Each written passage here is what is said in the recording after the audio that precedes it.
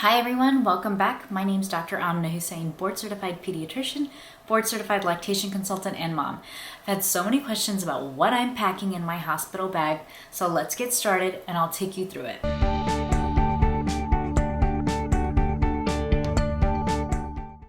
So to make things simpler for myself, I like to divide things up into what I'll need before or during the labor and delivery process and what I might be taking for myself or my husband after. So we'll call it antepartum and postpartum. Now, when it comes to antepartum, to make things again a little simpler, I further like to divide things up into items for myself, items for dad, and then items for the baby. So I want to remind everybody that no, hospitals are not hotels, but they do have a decent amount of amenities that you might need and essentials. So even if you do all the planning in the world, and let's say baby comes at 36 weeks and you just weren't quite ready, it's not the end of the world. The hospital does have a few things. You just have to gauge what's important to you. So for example, you might see some things like AirPods or earplugs or bringing a diffuser or eye masks or aromatherapy. Those things weren't important to me, so I won't mention them here. But for example, if you can't go to sleep without your specific pillow, then bring that with you. I think for me,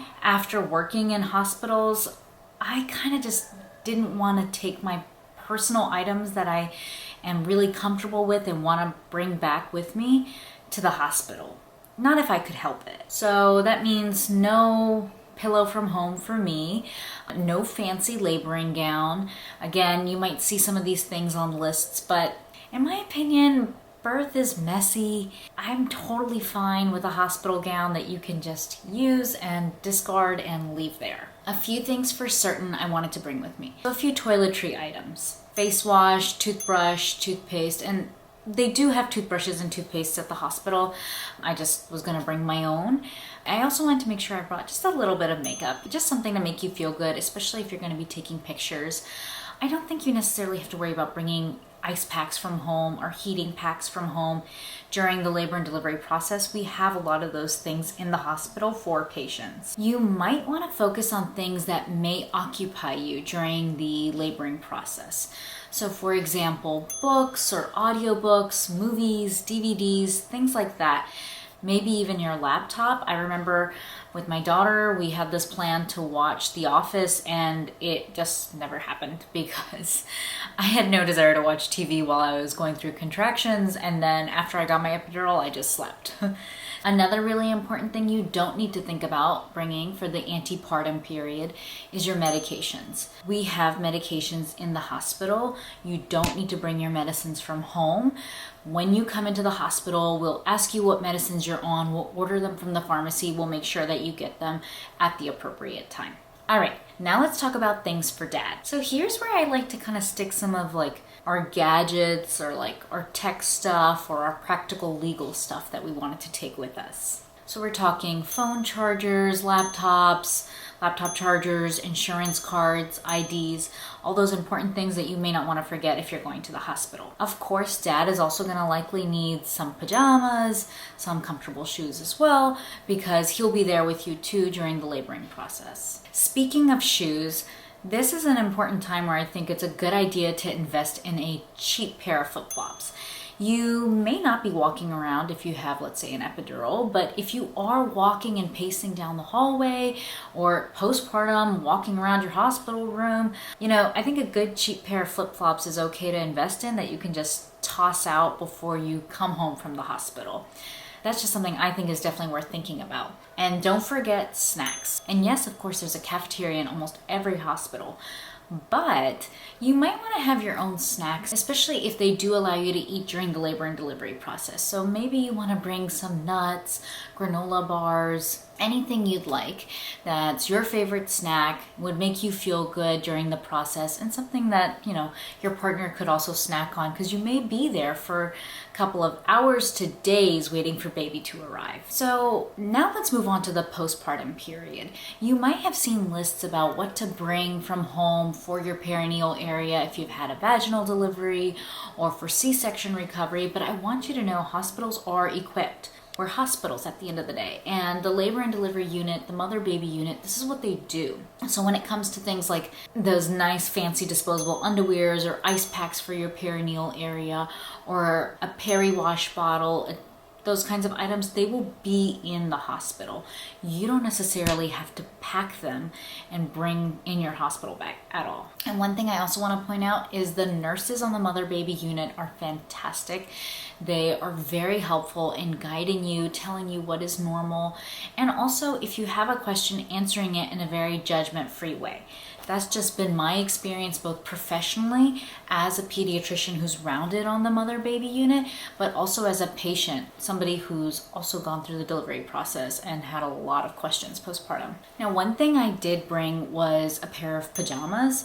No, it wasn't my fancy going home outfit, but it was a pair of pajamas that I could change out of my hospital gown and change into if I had visitors coming. So if my in-laws came, I could apply a little makeup and like put back my hair. So that's another thing, you know, bring a hair tie, bring bobby pins if you'd like, and have maybe a pair of clothes that you'd like to change into, like your best pair of sweats or in my case pajamas that you might feel comfortable in.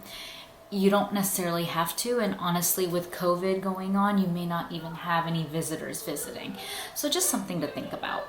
I think one really important tip is make sure you pack an extra bag for the goodies that you might get, those free goodies.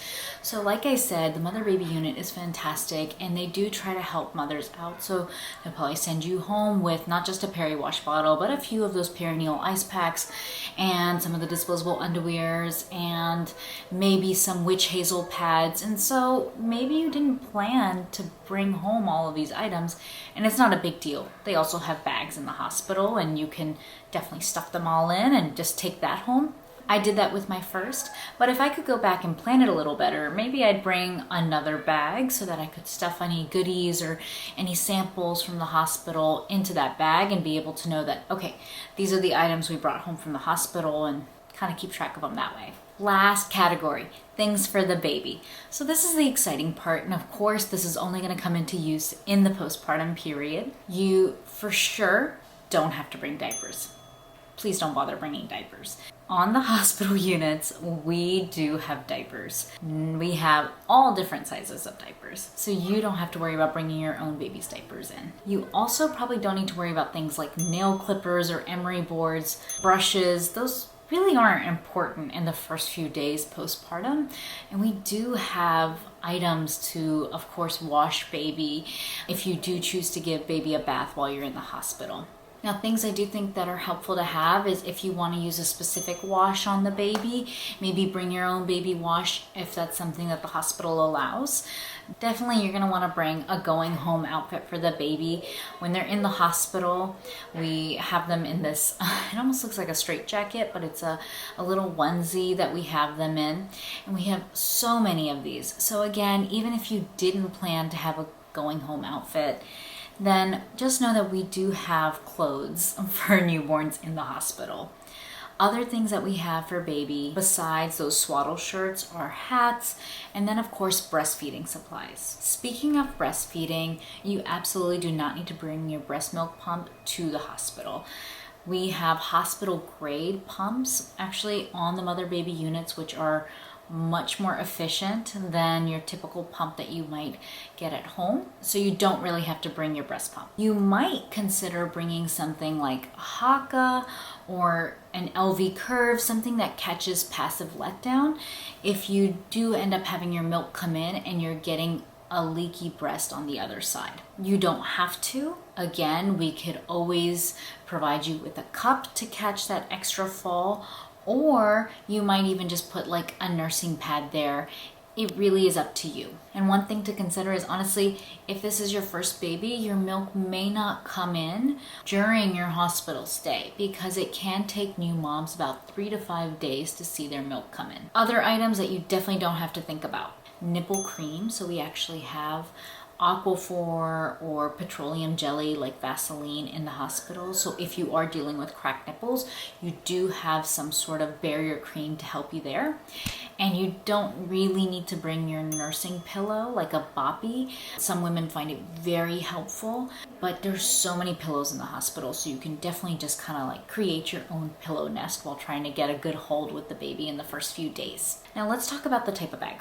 You can bring a duffel bag, you can bring a carry-on, you can bring a rolling bag, whatever suits your fancy. I would just have it probably packed and ready to go around 36 weeks. Again, birth can be unpredictable, and maybe there's going to be a few items that are going to be last minute, like your ID or your insurance card, but definitely have an idea of what are the big things that you want already packed in, and maybe have like a paper with the last minute items that you need. And then lastly, not part of what goes in the hospital bag, but this definitely needs to be in the car ready to go, is an infant car seat. Because the hospital won't really let you go home with baby until you have an infant car seat installed. So that was a lot of information. I hope it was helpful. Let me know if there's anything that I missed or anything that you found really essential for your hospital bag. Comment below. I'll see you next week. Bye.